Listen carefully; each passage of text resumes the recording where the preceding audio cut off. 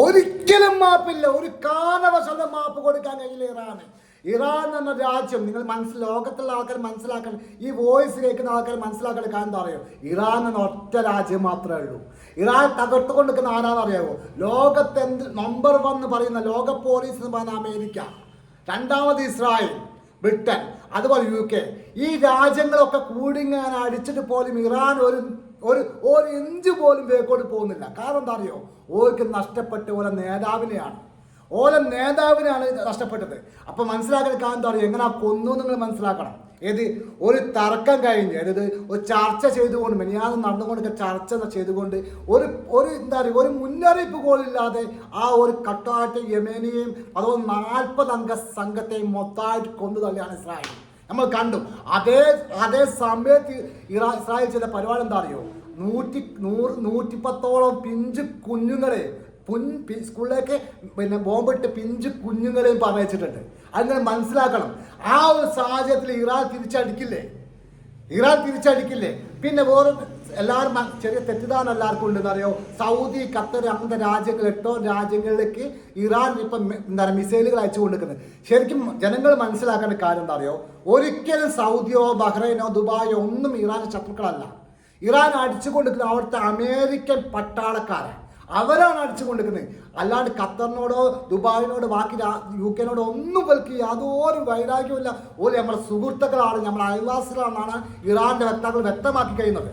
ഈ ഒരു സാഹചര്യത്തിൽ നമ്മൾ മനസ്സിലാക്കിയെടുക്കാൻ എന്താ ഒറ്റയ്ക്ക് നിന്നിട്ടാണ് അടിച്ചുകൊണ്ടിരിക്കുന്നത്. ഇസ്രായേൽ എന്ന നഗരം ടെലബീബൊക്കെ നിന്ന് കത്തുന്ന കത്തൽ കണ്ടാണല്ലോ. നിങ്ങൾ പറയുന്നുണ്ടല്ലോ, ഇപ്പൊ ന്യൂസ് ചാനലുകളൊക്കെ പറയുന്ന കാര്യങ്ങൾ എന്താ പറയുക? ഇസ്രായേൽ 2 പൗരന്മാരാ മരിച്ചെന്ന് പറയുന്നു, അല്ലെങ്കിൽ കത്തി നശിക്കുന്നു പറയുന്നു.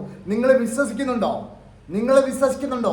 ഇറാന്റെ മിസൈല് പോയിട്ട് വീണിട്ട് 2 ആളെ മരിച്ചിട്ടുള്ളൂ എന്ന് പറയുന്നോ? ഞാൻ പറയുന്നത് എന്താ അറിയോ? നിങ്ങൾ മനസ്സിലാക്കുക. ഇതിന്റെ അൽ ജസീറ പോലത്തെ ന്യൂസ് ചാനൽ കണ്ട വീഡിയോസാണ് ഞങ്ങൾ പറയുന്നത്. അതേ രൂപത്തിൽ നിങ്ങൾ പറഞ്ഞു നഗരം മൊത്തമായി കത്തി നശിച്ചുകൊണ്ടിരിക്കുക. ഒരു ബിൽഡിങ്ങോ 10 ബിൽഡിങ്ങോ 50 ബിൽഡിങ്ങോ 100 ബിൽഡിങ്ങോ അല്ല.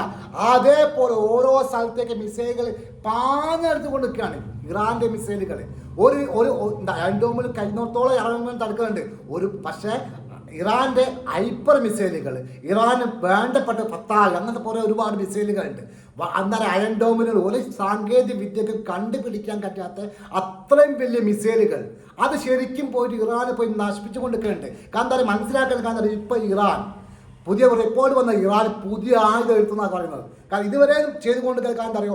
ഇന്നലെ തൊട്ട് സമയം വരെ ചെയ്തുകൊണ്ടിരിക്കുന്നത് അറിയാം, ഇറാന്റെ ആദ്യത്തെ സ്റ്റോക്കുള്ള ആയുധങ്ങൾ എടുത്ത് മാത്രമാണ് ഉപയോഗിച്ചു കൊണ്ടിരുന്നത്. ഇപ്പൊ അതിലെടുക്കിപ്പോൾ എന്താ അറിയോ? കുറച്ച് മുമ്പ് ഇറാൻ എന്താ പറയുന്നത്? ഞങ്ങൾ പുതിയ ആയുധം ഞങ്ങൾ തുടങ്ങി എന്നാ പറയുന്നത്. പറയാനുള്ള കാര്യം എന്താ പറയുക? ഇറാന്റെ പുതിയ ആയുധം കൊണ്ട് ഞങ്ങൾ പരീക്ഷണം തുടങ്ങി എന്നാ പറയുന്നത്. അത് ശരിക്കും ഇസ്രായേലിലേക്കാണ് പോവുക, ഒരു സംശയവുമില്ല. അമേരിക്കൻ നേർക്കാ പോവുക, അമേരിക്കൻ താവളത്തിന് നേർക്കാ പോവുക, ഒരു സംശയവുമില്ല. അമേരിക്കൻ കപ്പൽ നേർക്കാ പോവുക, ഒരു സംശയമില്ല. കാരണം മനസ്സിലാക്കാൻ അറിയോ? ലോകം നമ്മൾ ഓരോരോ ആൾക്കാർ ഈ പറയുന്ന ആരാകട്ടെ, ഏത് രാജ്യത്തിലെ ആൾക്കാരാണ് നിങ്ങൾ മനസ്സിലാക്കാൻ എന്താ അറിയോ?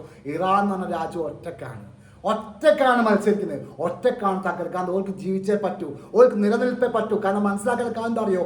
ഒരു കൂട്ടം ചെന്നായക്കൾ എന്ന് തന്നെ പറയാം, ഒരു കൂട്ടം മൃഗങ്ങൾ. കാരണം അറിയോ? ഈ ഇസ്രായേൽ എന്ന രാജ്യം ഉണ്ടാക്കുന്ന ആയുധങ്ങളും ഇവരെ ടെക്നോളജികളും കണ്ട് അസൂയപ്പെട്ടിട്ട് അതുപോലെ ഉണ്ടാക്കാൻ ശ്രമിക്കുകയല്ല ചെയ്യുന്നത്. അമേരിക്ക ചെയ്യുന്ന എന്താ? 300 കിലോമീറ്റർ ചുറ്റളവുള്ള ആ മിസൈലുകൾ ഉണ്ടാക്കുന്നത് ഒരു പടകം പൊട്ടിച്ച് കളിക്കാനോ? എന്താ ഓർക്ക് ഉണ്ടാക്കാൻ പറ്റാത്ത എന്താ? അമേരിക്കക്ക് ഉണ്ടാക്കാൻ പറ്റുമെങ്കിൽ ഇസ്രായേൽ ഉണ്ടാക്കാൻ പറ്റുമെങ്കിൽ ഇറാനും ഉണ്ടാക്കാൻ പറ്റും, റഷ്യക്ക് ഉണ്ടാക്കാൻ പറ്റും, ചൈനക്ക് ഉണ്ടാക്കാൻ പറ്റും. എന്താ ഒരു രാജ്യത്തിന് മാത്രം എന്താ കുഴപ്പം? ഉണ്ടാക്കുന്ന എന്താ കുഴപ്പം? എന്തിനാണ് ഇവർ വാശി പിടിക്കുന്നത്? എന്തിനാണ് ഈ പാവപ്പെട്ട ഈ പിഞ്ചു മക്കളെ കൊന്നു തള്ളുന്നത്? നിങ്ങൾ വിചാരിക്കുന്നുണ്ടോ ഇസ്രായേൽ ചെയ്തുകൊണ്ടിരിക്കുന്ന ഒരു നയതന്ത്രമാരോ ഈ ഇറാന്റെ പട്ടാൾ ക്യാമ്പിലേക്കോ അല്ല ഇറാന്റെ പട്ടാൾക്കാരെ നിലയ്ക്കോ ഒരു ആക്രമണം നടത്തുമെന്ന് വിചാരിക്കുന്നുണ്ടോ? ഇല്ല. ഒരു സാധാരണക്കാരെ കുട്ടികളെ മേലേക്കാണ് അവർ ആക്രമണം നടത്തിയ ഒരു സംശയക്കാലത്ത് വേണ്ട. അവർ ചെയ്യും.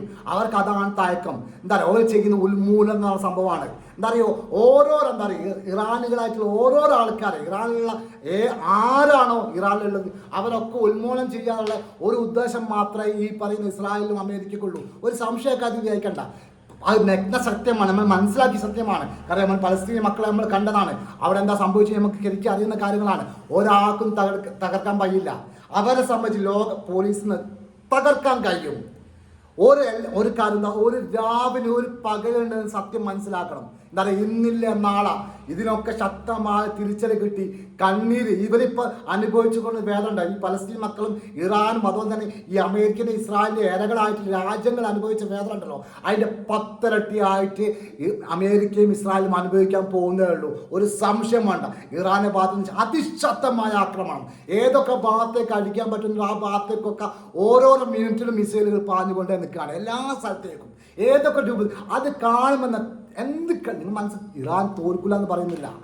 ഇറാൻ നമ്മൾ തോൽക്കില്ല എന്ന്, ഇറാൻ ആയുധമുണ്ട്, ഇറാൻ തോൽക്കില്ല നമ്മൾ പറയുന്നില്ല. തോൽക്കില്ല പറയില്ല കാരണം എന്താ അറിയോ, ഏറ്റവും ലോകത്തെ ഏറ്റവും വലിയ ശക്തികളോട് നമ്മൾ അടിക്കുന്നത്. മനസ്സിലാക്കുക. ആമയും മുയലും പോലെയാണ്. മുയൽ എന്ന് പറഞ്ഞത് ഇറാനാണ്, മറ്റേ ആനയാണ്.